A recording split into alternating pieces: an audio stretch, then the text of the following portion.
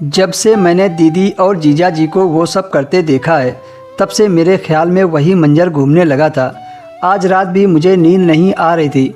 थोड़ी देर के बाद मैं टहलने के लिए कमरे से बाहर आ गई और उसी खिड़की के पास जाकर खड़ी हो गई जहाँ से कल रात दीदी और जीजा जी को वो सब करते देख रही थी। और आज भी वह दोनों इसी में व्यस्त थे कि अचानक से मुझे एहसास हुआ कि मेरे पीछे कोई खड़ा है।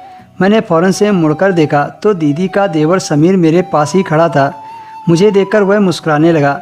जैसे ही मैंने समीर को देखा तो मैं वहाँ से भागने की कोशिश करने लगी, मगर मेरे भागने से पहले ही उसने मुझे पकड़ लिया और एक हाथ मेरे मुंह पर रखकर खामोश रहने का इशारा करने लगा। फिर मेरा हाथ पकड़कर ज़बरदस्ती मुझे अपने कमरे में ले आया और कमरे का दरवाज़ा बंद करके मुझसे कहने लगा, तुम अपनी दीदी के कमरे में झाँक कर क्या देख रही थी? समीर के मुंह से ये शब्द सुनकर मुझे बहुत ज़्यादा शर्म आ रही थी। मैंने अपने दोनों हाथों से अपने चेहरे को छुपा लिया था। तभी समीर हंसते हुए बोला, इसमें शर्माने वाली बात कौन सी है? तमाम मर्द और औरत यही काम करते हैं। उस वक्त मैं शर्म से पानी पानी हो रही थी और बुरी तरह से कांप रही थी। मेरे होंठ बिल्कुल सूख गए थे। फिर वो कहने लगा, यार तुम तो बड़ी छुपा रुस्तम निकली।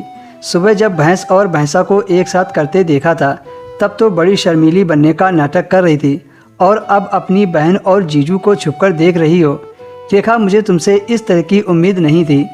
अगर मुझे पता होता कि तुम इतना कहकर वह मेरे करीब आ गया। फिर अचानक से समीर ने मुझे धीरे धीरे छूना शुरू कर दिया। ना जाने क्यों मैंने उसे एक बार भी मना नहीं किया और समीर के काम में मैं बराबर का साथ देने लगी।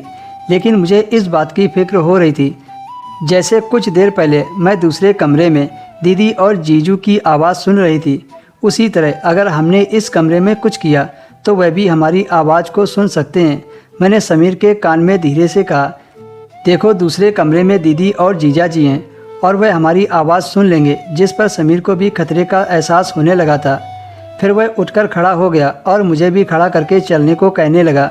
मैंने पूछा, तुम मुझे कहाँ लेकर जा रहे हो?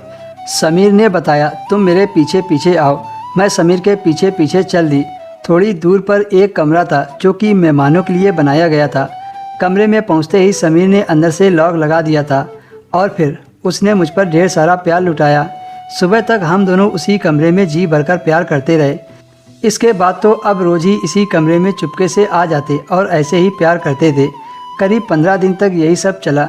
लेकिन एक दिन अचानक से मेरी दीदी ने मुझे समीर के साथ पकड़ लिया और दीदी ने मुझे बहुत डांटा था और साथ ही साथ कह रही थी, रेखा जो तुम कर रही हो वो सब बहुत गुनाह है। शादी से पहले किसी के साथ ऐसे ताल्लुक़ नहीं रखे जाते हैं। मैं दीदी की बात बिना कुछ कहे सुने जा रही थी क्योंकि इसमें मेरी ही गलती थी। मैंने दीदी से रोते हुए कहा, मैं समीर से बहुत प्यार करती हूँ। दीदी ने कहा, मुझे पहले बताती तो मैं तुम दोनों की शादी करवा देती। फिर मेरी दीदी ने घर में बात करके मेरी और समीर की शादी करवा दी। शादी करके हम दोनों बहुत खुश थे।